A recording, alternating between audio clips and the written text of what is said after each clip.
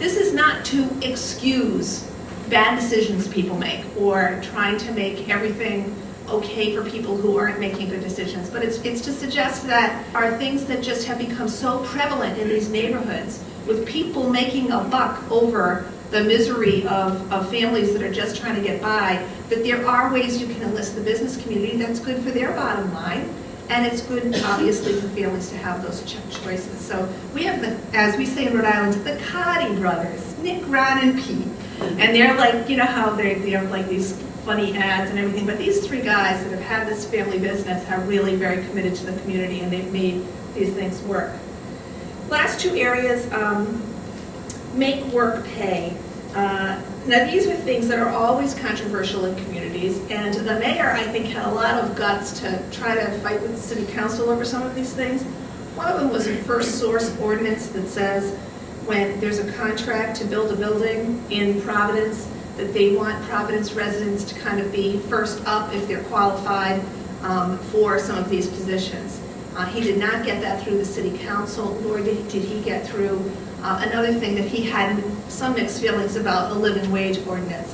We're trying to promote a very positive business climate, and some of these things are such turnoffs to business that he's making decisions, where do I gain and where do I lose? But at least what it started was a dialogue about what people earn. What are people earning in the hotels that have just been built in Providence? You know, Providence went through a renaissance.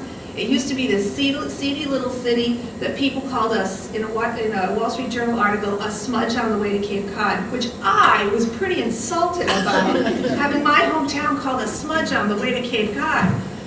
In the late 90s and early 2000s, our city has really made a comeback with the arts and with beautiful redone downtown. And so we really want to be sure that that kind of renaissance really is felt by the neighborhood folks in Providence. And so some of these things are really just incredibly important at this point. Preventing poverty, so my point was, and I sorry I got distracted, you know, the people who clean those new hotels, you know, they're bottom of the barrel in terms of wages, and how do we get some of those folks in some of these education and training programs? And finally, prevent poverty in future generations. This is part of what I was saying about the kind of the pipeline to poverty. Trying to increase universal access to high quality early childhood programs. It's really been proven by the research base that if we can close the achievement gap that we know exists at kindergarten entry, we have a much better shot of having kids reading at grade level and going on to live productive lives. And I'm happy that Maris is here from NYU. I know that's her life's work. There's a lot of debate sometimes that drives me crazy. Like the early childhood people are always famous for the wars they have with each other, which is really insane, especially in times like this. There's the child care people, and then there's the pre-K people, and everybody's always just saying, it's our program, no, it's our program. Well, it's a combination of all of these things, and just really quickly, the reason why, you know, having an early childhood stream for pre-K, which can land in a child care center and be given, you know, the class can be held in a child care center if you develop a mixed delivery system where pre-K can land in schools or it can land in child care centers. The importance of it is, for working families, there's the child care subsidy, which is based on the parent's work status. But if a parent loses a job, they lose their child care subsidy. And that young child who's very much at risk based on his poverty level has no entitlement to be in that early childhood classroom. He's gone.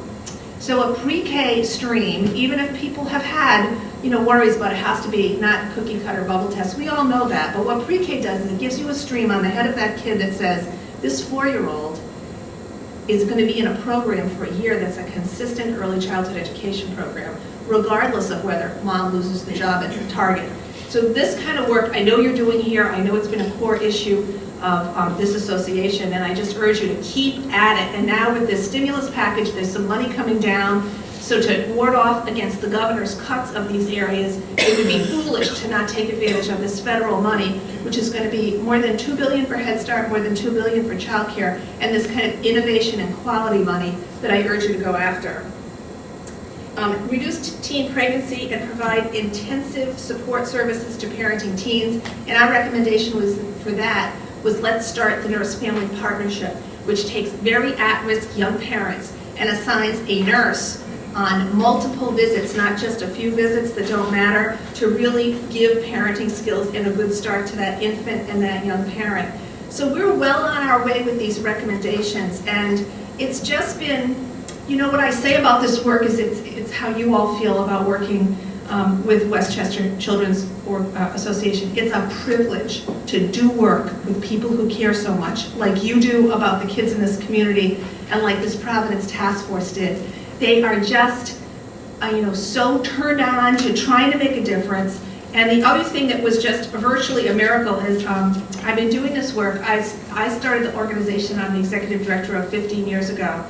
And there's not a day that goes by in my work where I don't sweat it in terms of how's the press going to interpret this? Can we use the media as an effective tool? It's like that movie Absence of Malice, where you go, oh my God, how it's going to come out. It's because you feel so much like the way these issues are portrayed is either going to make or break the political will to keep them going.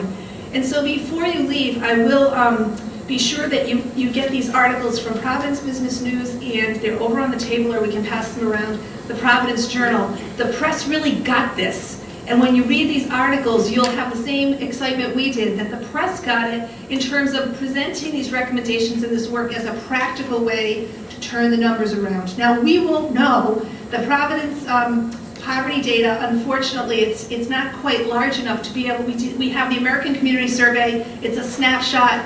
We won't really know until the next census, but we are very, very excited about some of this work taking hold and making a difference. So I just urge you, wherever you want to start, use the Providence set of recommendations as maybe a way to get going. I know Cora and her staff and the board leadership is very excited, and hopefully we can be comparing strategies of success in the years to come. So thank you very much for being here, and I'm happy to take questions.